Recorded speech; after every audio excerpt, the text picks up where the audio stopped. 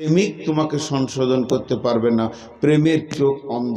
পৃথিবীতে স্ত্রী, মা বা ভাই বোন যত প্রেমিক আছে, সব থেকে বড় প্রেমিক হলো মা।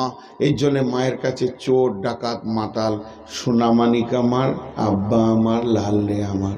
মদ খেয়ে ঘর ঢুকবে, তখনও মা বলবে, ও সোনা আমার, আব্বা আমার। মা বুঝতে পারেনি যে আমার ছেলেটা নষ্ট হয়ে গেছে। তো যে কথা বলছি, যে চরিত্র আর দেহ, এই দুটো আসমান জমিন পার্থক্য, আসমান জমিন পার্থক্য। তো মা সেই ছেলেটা, চোরটাকে মা দেখেছে আমার ছেলের হাত নষ্ট হয়ে গেছে, খুব কপাল ঠুকে ঠুকে কাঁদছে। বাপ, খুবই রে, কি হলো বাবা তোর? কিন্তু ওকে নিয়ে যাওয়া হলো বহরমপুর। চিকিৎসা করার পর মা 2 মাস পর গিয়ে দেখছে যেমন হাত ওই রকম সুন্দর হয়ে গেছে। মা খুশিতে হাসছে। ছেলেকে জিজ্ঞেস করছে, কোন ডাক্তার দেখছে বাবা? তো বলছে, মা হাসানুজ্জামান ডাক্তার দেখছেন। তাই নাকি? বলে হ্যাঁ। ডাক্তার কখন আসবে? বলে 11:30 রাউন্ডে আসবে। মা বসে আছে, দেখছে ডাক্তার এলো। ডাক্তারকে জড়িয়ে ধরে বলছে, বাবা তুমি আমার ছেলেকে এত সুন্দর করে দিয়েছো, ইঞ্জেকশন দিয়েছো, ওষুধ দিয়েছো, সেলাই করেছো, অপারেশন করেছো, সেলাই কেটেছো, তুমি এত সুন্দর বানিয়ে দিয়েছো। তো আমার ছেলেকে 2টো ইঞ্জেকশন দাও বাবা, যাতে আর চুরি না করে। নাই, ওষুধ নাই। এটা ছিল দেহের রোগ, ওটা হচ্ছে চরিত্রের রোগ। চরিত্রেরও রোগ আছে, চরিত্রকে রিপেয়ার করার ওষুধ আছে। দেহের রোগ আছে, দেহকে রিপেয়ার করার ওষুধ আছে। চরিত্র এমন একটা জিনিস যাকে বিকাশ বলা হয়। ব্লুটুথ বা এজেন্ডার আপনারা বুঝবেন, আমি আবার অতটা বুঝি না, মোবাইল অল্প বুঝি, পরিষ্কার বলছি। এক জায়গা থেকে আর এক জায়গা ট্রান্সফার দিতে গেলে, একটা মোবাইল থেকে আর একটা মোবাইল অডিও ভিডিও ট্রান্সফার দিতে গেলে যেমন ব্লুটুথের প্রয়োজন হয়, জেন্ডারের প্রয়োজন হয়, তেমনি মানুষের কাছে ভালো হতে চলবে, মানুষ পৃথিবীতে শান্তি আসবে, তার প্রথম জিনিস দরকার হচ্ছে চরিত্র। আজকে একটা ফেসবুকে দর্শন তত্ত্ব শুনছিলাম কাটিয়ার থেকে আসার সময়। তো একজন মহিলা বক্তব্য রাখছিল, বেশ ভালো ব্রেনিয়ান মেয়ে, যা বুঝলাম। বলছে এই সুস্থ মস্তিষ্কটা আল্লাহ দান করেছে নিজের চরিত্রকে ঠিক রাখা এবং সমাজের সেবা করা। এখানে 18-20টা কি আছে, স্বেচ্ছাসেবক আছে, কিন্তু তা নয়, পৃথিবীর সমস্ত মানুষই আল্লাহর তরফ থেকে স্বেচ্ছাসেবক। আমি আমার জন্য নয়, আমি সবার জন্য। সবাই খালি যদি এটা ভাবে আমি সবার জন্য। কিন্তু বিজ্ঞানীরা দেখেছেন যে বর্তমান স্বেচ্ছাসেবক হিসেবে কাজ করছে 5% মাত্র, 99 জন স্বার্থের পেছনে দৌড়ছে। তার মধ্যে আমি একজন। 99 জন স্বার্থের পেছনে দৌড়ছে। তো চরিত্র আলাদা জিনিস, দেহ আলাদা জিনিস। এখন আমি একটা প্রশ্ন রেখেছি আপনাদের কাছে, চরিত্র কোথা থাকে? চরিত্র থাকে জীবের নিচে। আরেকবার বলছি, চরিত্র থাকে জীবের নিচে। চরিত্র থাকে জীবের নিচে। একটা মানুষ সুন্দর, ভদ্র, মাথায় টুপি নিয়ে তসবিহ করছে, নামাজ পড়ছে, দাড়িতে টুপিতে পরেশগার মনে হচ্ছে।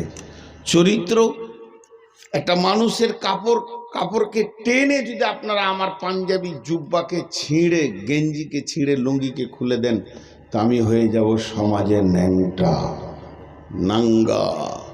ইজ্জত আর আমার থাকলো না, দেহ নাঙ্গা হলো। বলছে দেহ নাঙ্গা করা থেকে বেশি বেজ্জতি হচ্ছে চরিত্র নাঙ্গা করা। গোটা দেহটা কাপড়ে ভর্তি হয়ে আছে, কিন্তু যখনই ও মুখ খুলছে 4টা খিস্তি বেরিয়ে গেল। বলছে এর থেকে ন্যাংটো আর কেউ নাই। ওর ভিতরটা বেরিয়ে গেল যে চরিত্রটা হচ্ছে নোংরা। জি, এর জন্যে আল গীবাত আসাধ্য মেনা জেনা বলা হয়েছে। মানুষ যখন জেনা ব্যভিচার করে তখন শরীরে কাপড় থাকে না, না নারীর থাকে না পুরুষের থাকে, উভয়ে আগে বেহায়া হয়। কাপড়গুলোকে সরিয়ে দেয়, তারপরে যৌন চরিতার্থ করে, যেটা স্বামী স্ত্রীতে করে, ওটা অবৈধ নারী পুরুষে মিলে।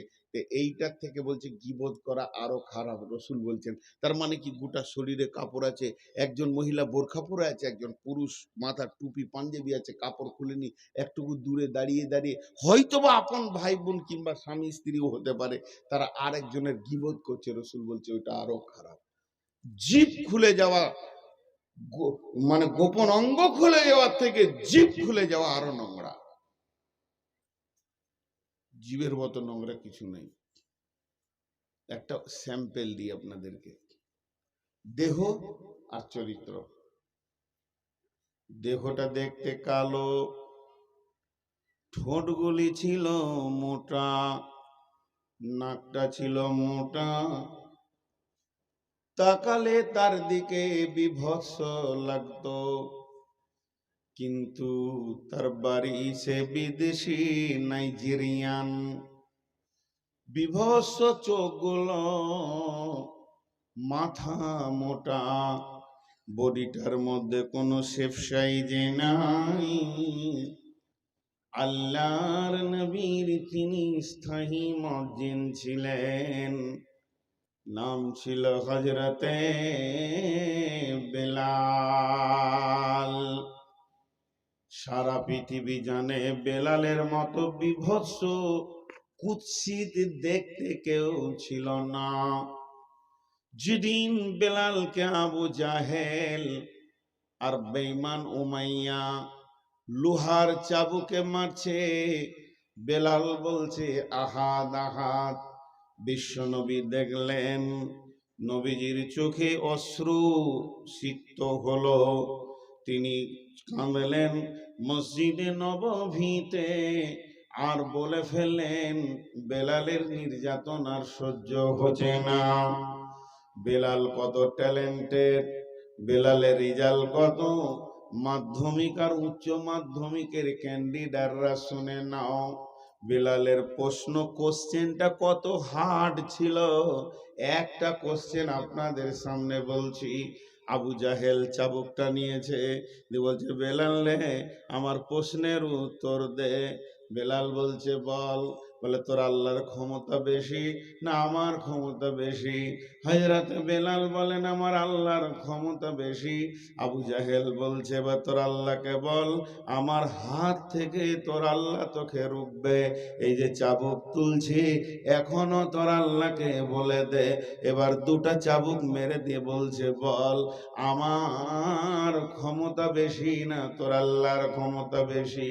বেলাল তখন বলছে হতভাগা বেঈমান, বুকে পাথর চাপানো ওই অবস্থায় বলছে বেঈমান আবু জাহেল রে, তোর এতটুকু তো জ্ঞান নাই, গভীর তথ্য জ্ঞান যদি তোর থাকতো এ ধরনের প্রশ্ন করতিস না। তবে উত্তরটা শুনেলে, হে বেলাল তোর আকীদা, তোর বিশ্বাস, তোর ঈমান, তুই আমাকে মারছিস। আমি বেলালের এত মার খাওয়ার পরও এ বিশ্বাসটা নাই যে তুই আমাকে মারছিস। হাটে একটা হাঁড়ি কিনতে গেলে মানুষ বাজিয়ে দেখে নাই হাঁড়িটা টান টান করছে কিনা, হাঁড়িটা ফাটা আছে না গোটা আছে। তো আমার রব আমাকে চিরসুখ জান্নাতের মেহমান বানাবে, এর জন্য তোর মতো বেঈমানকে দিয়ে আমার ঈমানটাকে বাজাচ্ছে। আমি ঈমানের শ্রেষ্ঠ প্ল্যাটফর্ম থেকে 1 ইঞ্চি নিচে নামব না। নবীজি চোখের পানিতে বললেন বেলালের নির্যাতন আর সহ্য হচ্ছে না। এমন সময় আবু বকর দাঁড়িয়ে বললেন ইয়া রাসূলুল্লাহ, আপনি বলেন আমি বেলালকে এক্ষুনি নিয়ে আসছি আজাদ করে। বেলালকে আজাদ করে নিয়ে আসলেন দয়ার নবী। বেলাল আবু বকর বেলালকে আজাদ করে হাতে ধরে নিয়ে এসে নবীজির সামনে বললেন ইয়া রাসূলুল্লাহ, এতদিন বেলালকে আমি কিনে নিয়ে এসেছি, এখন বেলাল আমার, আমি আমার বেলালকে আপনাকে হাদিয়া করে দিলাম, গিফট দিয়ে দিলাম, আপনাকে আমি দিয়ে দিলাম উপহার। ও দয়ার নবী গো, এখন বেলাল হলো আপনার। নবীজি বললেন বেলাল রে তোমার মতো স্কলারশিপ ছেলে, ট্যালেন্টেড ছেলে, ইমানের আপার লেভেলের পরীক্ষা দিয়েছো, তুমি চাকরি না পেলে চাকরি কে পাবে? তোমাকে আগে চাকরি দি, আমি যে মসজিদের ইমাম, তুমি সেই মসজিদের মুয়াজ্জিন। হযরতে বেলাল যখন কানে হাত দিয়ে আজান শুরু করলো, সাহাবীদের ভিতরে কেউ বলে ফেললো, ওই কালো কৌয়াটা, কালো দাঁড় কাকটা কেন কাবার মিনারে উঠবে? বিশ্বনবী বললেন, হে আল্লাহর গোলাম, তুমি বেলালের বাহ্যিক দেখলে, ভিতরটা দেখলে না। বেলালের ভিতরটা নুরানি আলোতে ঝকমক করছি, এ বেলালকে তুমি চিনলে না। একদিন হযরতে সাদ রাদিয়াল্লাহু তাআলা আনহু বেলালকে ডেকে ফেললেন, এ কালো মেয়ের বেটা। আরে ভাই, মুচির ছেলেকে যদি মুচিও বলা হয় সমাজে তার মনে কষ্ট হবে। এই কথা যখনই বলে দিলেন, দয়ার নবী বললেন, হে হযরতে সাদ, তোমার এই রকম করে বেলালকে ডাকাটা ঠিক হলো না। তখন হযরতে সাদ বুঝে নিলেন, আমার দ্বারা একটা বড় ভুল হয়ে গেছে। নামাজ পড়ার পর হযরতে সাদ বেলালের রাস্তায় দাঁড়িয়ে আছেন, বেলালের রাস্তায় বসে আছেন। বেলাল কখন বাড়ি যাবে ওর চেতনা এলো, ইমোশনাল বলে ফেলেছিলাম, কিন্তু কথাটা তো ঠিক হয়নি। হযরতে সাদ বেলালকে দাঁড় করিয়ে বলছে, ও ভাই বেলাল, আমি শুয়ে যাই আর তুমি তোমার পাটা দিয়ে আমার মুখটাকে লগড়ে দাও। আমি অনেক নোংরা কথা বলে ফেলেছি, এটাই হচ্ছে আমার সাজা। সেই বেলাল বাহ্যিক দেখতে যতই খারাপ হোক না কেন, বেলালের অন্তরটা ছিল একদম নূরানি, নূরের আলো। তাই তো নবীজি বেলালকে বলেছিলেন, বেলাল, তুমি কি জানো কিয়ামতের দিন আল্লাহ তোমার সঙ্গে কি ব্যবহার করবে? হযরতে বেলাল খুশিতে বলেছিলেন, ইয়া রাসূলুল্লাহ, ইয়া হাবিবাল্লাহ, ও দয়ার নবী গো, আমার মতো কালোটাকে কি আল্লাহ ভালোবাসেন? আমি যে দেখতে সুন্দর নই। দয়ার নবী বললেন, বেলাল, জান্নাতে প্রথম যে ব্যক্তিটা পা রাখবে সেটা আমি জান্নাতকে বরাদ্দ করে আসব। এরপরে আমার কিয়ামতের মাঠে ডিউটি রয়েছে সাফাহাত করা। সাফাহাতের কাজ সেরে যখন ফাইনাল জান্নাতে আমি যাব, আল্লাহ আমাকে উটের উপরে চড়িয়ে জান্নাতে নিয়ে যাবেন। আমি যে উটে চেপে জান্নাতে যাব, বেলাল রে, তুমি সেই উটের লাগাম ধরে জান্নাতে যাবি। এই পানি ঘোটা এদিকে আয়, জগ আর পানি নিয়ে আয়, চলে আয় সোজা, এখানে রাখ। সব কারবালার মতো কেউ মরবে না 2 ঘন্টা পানি না খেলে। চলে আয় সোজা। আপনারা সবর করেন 2টা ঘন্টা, বড় কষ্ট হয়। আর যদি আমার চেয়ার আপনাকে দিত বুঝুন, তাহলে তুমি পানি খেয়েছো কেন? আমি পেয়াসে খাই না, 4খানা ট্যাবলেট খেয়ে উঠেছি। অনেক চাপে থাকি ভাই, একটু ধৈর্য ধরেন। দিনের কথা ধৈর্যের মধ্য দিয়ে শুনলেই ভালো হয়। আপনাদেরকে আমি কষ্ট দিলাম, এর জন্য আমি ক্ষমা চাইছি, মাফ চাইছি।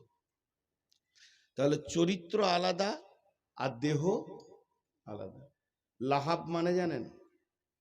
লাহাব শব্দের অর্থ হচ্ছে অগ্নিশিখা। আগুনটা যখন লতিটা এরকম করে, তো কাঠে যেখানে জলে জলে, তোমরা 3 জন 3 জায়গায় বসো। এই ওই ওই উঠো, তুমি উঠো, ওইদিকে যাও। তোমরা 3 জন 3 জায়গায় বসো, আমার কথা শোনো। উঠো উঠো উঠো উঠো, কোনো লজ্জা করার নেই, উঠো। 3 বন্ধুতে এসেছো, না না তোমাকে বলি না রে বাবা, ওই যে চলে এসো। আচ্ছা তুমি এদিকে যাও, এদিকে যাও, যেতে বলছি রে বাবা, যাও যাও যাও। লাও, ওকে হটাচ্ছ কেন? আমি যতক্ষণ থেকে বয়ান করছি তোমাদের গল্প বন্ধ হয়নি। হ্যাঁ, চোখের সামনে ডিস্টার্বগুলো করিও না। আল্লাহ হেদায়েত দেবে, আমাকে দেবে, তোমাকেও দেবে। আমি যে হেদায়েতে পূর্ণাঙ্গ হয়ে গেছি তা নয়। কোরআন হাদিস শোনার সময় ধ্যান দিয়ে শুনতে হয়, ধ্যান না থাকলে ঘুমিয়ে যেতে হয়। তো লাহাব অগ্নিশিখা, আবু লাহাব অগ্নি শিকার বাপ, দেখতে অতি সুন্দর, চকচক চকচক চকচক করছে দেহ, তাকালেই মানুষ ওর দিকে তাকিয়েই থাকছে, কিন্তু চরিত্রটা ছিল নোংরা। এত নোংরা ছিল, শেষ পর্যন্ত ওর কাছে কেউ যায়নি, মরলো গা ঘা হয়ে।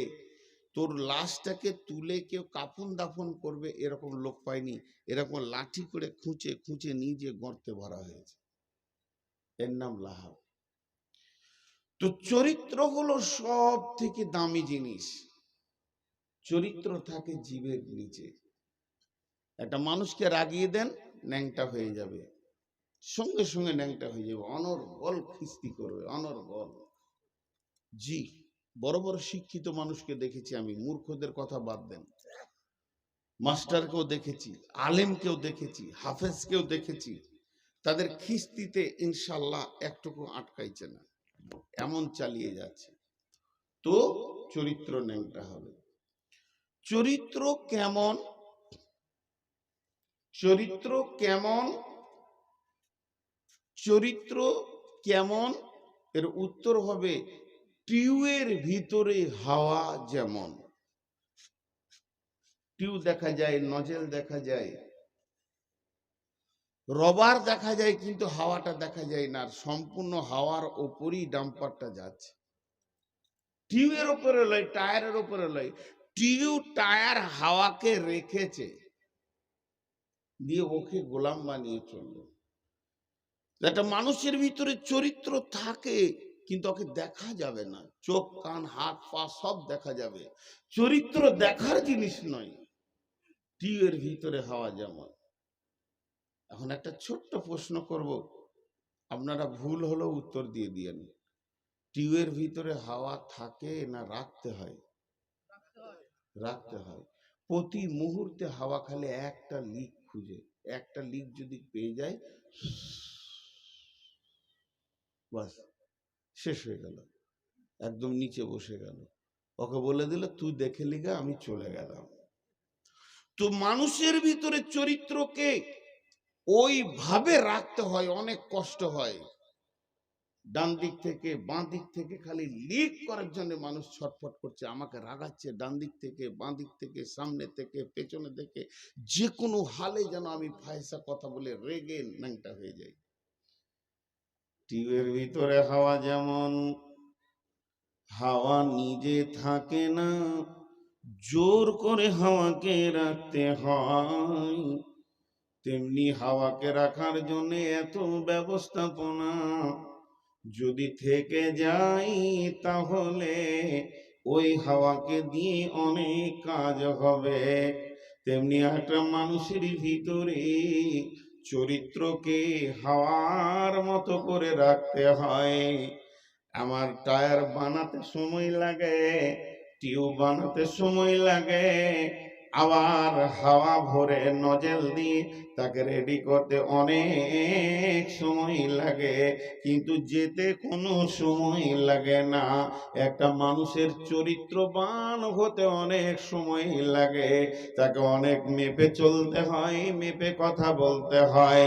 সমাজে নিজেকে সুন্দর মানুষ বানাতে গেলে অনেক অনেক ধৈর্যের বিষয় আছে, কিন্তু 70 বছর ধরে চরিত্র বানানো যায়, চরিত্র যেতে 70 সেকেন্ড লাগে না। আমি নূর মোহাম্মদ আপনাদের কাছে ভালো, আমি নূর মোহাম্মদ আপনাদের কাছে বড় মৌলভী, আমি নূর মোহাম্মদ আপনাদের কাছে মুফাসসির। আল্লাহ আমাকে বাংলাদেশ ভারত অনেকটা জায়গা দিয়ে দিয়েছে, দাপিয়ে ঘুরছি।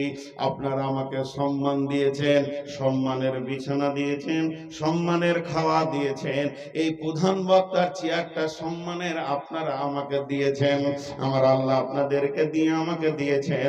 আমি বড় চরিত্রবান মানুষ, ভালো মানুষ, কিন্তু যদি একবার কালকে শুনেলেন নূর মোহাম্মদ অমুকের মেয়ের কাপড় ধরে টেনেছে, কিংবা সুদের কারবারে গোপনে জড়িত আছে, কিংবা গোপন সূত্রে জানি সে গাঁজা মাঝে মাঝে খায়, একটি লিক যদি আপনারা পেয়ে যান, এ চেয়ার থাকবে না, এ সম্মান থাকবে না। মানুষ আমার নাম বললে সে থুতু ফেলবে, ঘৃণা করবে এবং আমাকে মাটির সঙ্গে মিশিয়ে দেবে। অতএব চরিত্র বানাতে যে সময় লাগে, চরিত্র যেতে সেই সময়টা লাগে না। পৃথিবীর বুকে একজন বড় নিষ্ঠুর, আল্লাহ মাফ করেন কিন্তু সে মাফ করে না, তার নাম হলো ইতিহাস। একজন মরে না, কিয়ামত পর্যন্ত মরবে না, তার নাম ইতিহাস। আবু বকর মারা গেছে, আবু বকরের ইতিহাস বেঁচে আছে। উমর মারা গেছে, উমরের ইতিহাস বেঁচে আছে। নবী মুহাম্মদ সাল্লাল্লাহু আলাইহি সাল্লাম মারা গেছেন, তার ইতিহাস বেঁচে আছে। এগুলো হলো সোনালী ইতিহাস। তেমনি নোংরা কালো নর্দমার কীটের ইতিহাস, আবু জাহেল বেঈমান মরে গেছে, তার ইতিহাস আজও বেঁচে আছে। ফিরআউন মারা গেছে বেঈমান, তার ইতিহাস আজও বেঁচে আছে। অতএব ইতিহাসের সঙ্গে চরিত্রের সম্পর্ক রয়েছে। তুমি মেপে পা ফেলো, পৃথিবী তো তোমাকে একদিন ছাড়তেই হবে, যেন চরিত্রে লাল দাগ না পড়ে যায়। একবার যদি চরিত্রে লাল দাগ পড়ে যায়, তুমি মরে মাটির সঙ্গেও মিশে গেলে মানুষের জবানে তুমি নোংরা মানুষ হয়ে থাকবে। পৃথিবীর ইতিহাস এত নিষ্ঠুর, ইতিহাস মাফ করে না, আর ইতিহাস মরে না। অতএব হে মানব, তোমার প্রতি সেকেন্ডে কথা বলার আগে তুমি একটু ভেবে নাও। এর জন্য আমার আল্লাহ বলছেন, ওয়াইদা কুলতুম ফাদিলু, যখন তুমি তোমার জবানকে খুলবে, তোমার আদালতের সঙ্গে সম্পর্ক করো। আদালত, দেহের মধ্যে আদালত হলো কে? মাথা, মগজ, আর এর সৈন্য সামন্ত সিআইডি হলো কান, নাক, চোখ, আর সৈন্য হলো দাঁত। এতগুলোর ভিতরে তোমার জবানকে রেখেছি।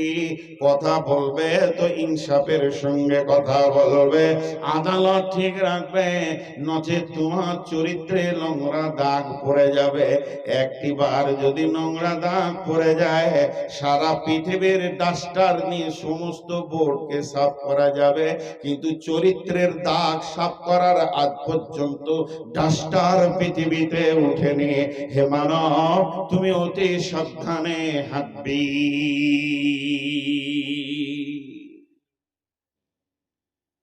অনেক উন্নত কথা হবে। মা বোন, মেয়েটা দেখতে কালো কিন্তু পাগল স্বামী, তার স্বামী তার দিকে পাগল। সব থেকে সুন্দরী মেয়েকে জানেন? হ্যাঁ, সব থেকে সুন্দরী মেয়ে যার দিকে তাকালে তার স্বামীর কলিজা ঠান্ডা হয়ে যায়। স্বামীকে পাগল করে রেখেছে পৃথিবীতে, ওটাই মেয়ে সুন্দরী। আর বাহ্যিক চেহারা দেখতে এত সুন্দর, সুন্দর চোখ, কান, চামড়ার চিকন কত সুন্দর, গালের চিকন কত সুন্দর, কিন্তু 5 গ্রামে বাসে উঠে বহরমপুর পর্যন্ত ওর বন্ধুর শেষ নেই। জি, বন্ধুর শেষ নাই। সমস্ত দোকানদার ওকে চিনে। জি না, জি না, ওকে শালপাতার মতো লোক ব্যবহার করবে, কিন্তু বৌমা বানাবে না। মেয়েটা দেখতে কালো কিন্তু আল্লাহর সঙ্গে সম্পর্ক আছে। চরিত্রের যে কত মূল্য, খালি চরিত্র শব্দটা নিয়ে বলতে থাকলে অনেক সময় লাগবে। এখন আমি যেটা আপনাদের হাতে ধরেছি, এইটার দিকে একবার তাকান। এটা হলো মহাসত্য। শুধু সত্য নেই, মহাসত্য। সত্যের আকবার, সিদ্দিকে আকবার, এর ওপরে আর সত্য বলে কিছু নাই। আল্লাহর কালাম মহাসত্য।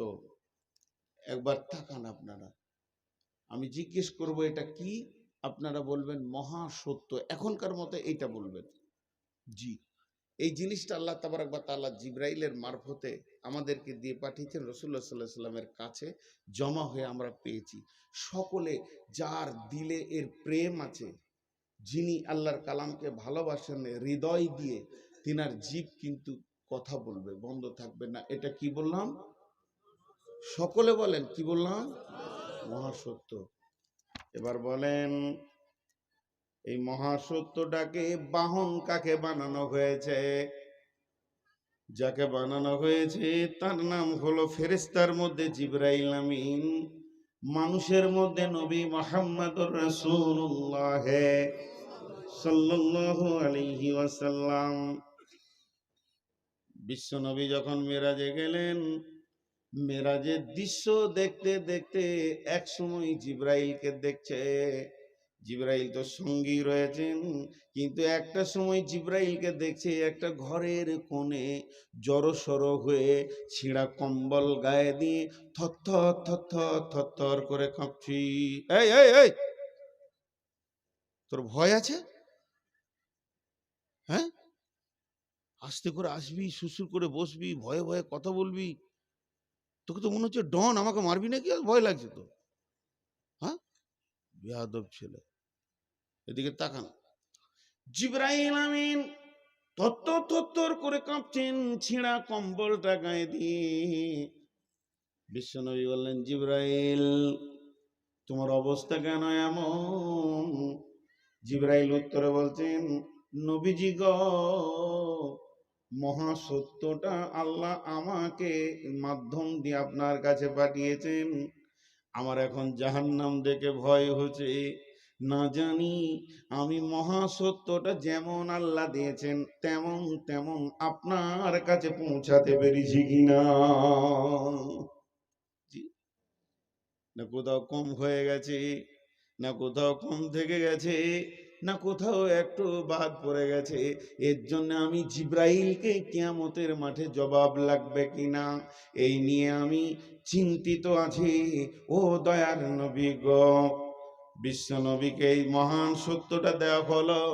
আল্লাহর নবী হাজ্জাতুল বিদাতে যেদিন পৃথিবী থেকে বিদায় নেবেন তার আগে যে বক্তব্যটা রাখলেন, এইভাবে বললেন, হে লোক সকল, তোমরা একবার সাক্ষী থাকো আমি মহাসত্যটা তোমাদের কাছে পৌঁছাতে পেরেছি কিনা, আমি মহাসত্যটা তোমাদেরকে দিতে পেরেছি কিনা। দয়ার নবী যখন এই কথা বললেন, তখন সমস্ত জনসমুদ্র উপস্থিতি যারা ছিল তারা বলল, ইয়া রাসূলুল্লাহ, আপনি শুধু পৌঁছিয়ে দেননি, প্র্যাকটিক্যাল করে দেখিয়ে দিয়েছেন। মা বোনরে, বিশ্বনবীর দিলেও কত ভয়। বিশ্বনবী ওপর দিকে আঙুল তুলে বলছে, হ্যাঁ আমার বেটি কুল শুনেন, আল্লাহুম্মা শাহাদা, আল্লাহুম্মা শাহাদা, আল্লাহুম্মা শাহাদা। এ আল্লাহ তুমি সাক্ষী থাকো, তুমি সাক্ষী থাকো, তোমার দেওয়া নিয়ামত আমি এতটুকু বেঈমানি করিনি। আজকে যে আপনাদের 5 গ্রামের মাদ্রাসা, এই মাদ্রাসাটা কেন? এটা আড্ডা দেওয়ার জন্য নয়, এটা বটুখানা নয়, এখানে গল্প চায়ের আড্ডা হয় না। এতগুলো কমিটির লোক এবং শিক্ষকদের একটাই উদ্দেশ্য, মহাসত্য প্রজননকে পৌঁছে দিব। এটাই তো এত টাকা, এত খরচা, এত দরাদরি, এত লাফালাফি, এত লোকের দরজায় দরজায় গিয়ে ভিক্ষা, তার একটাই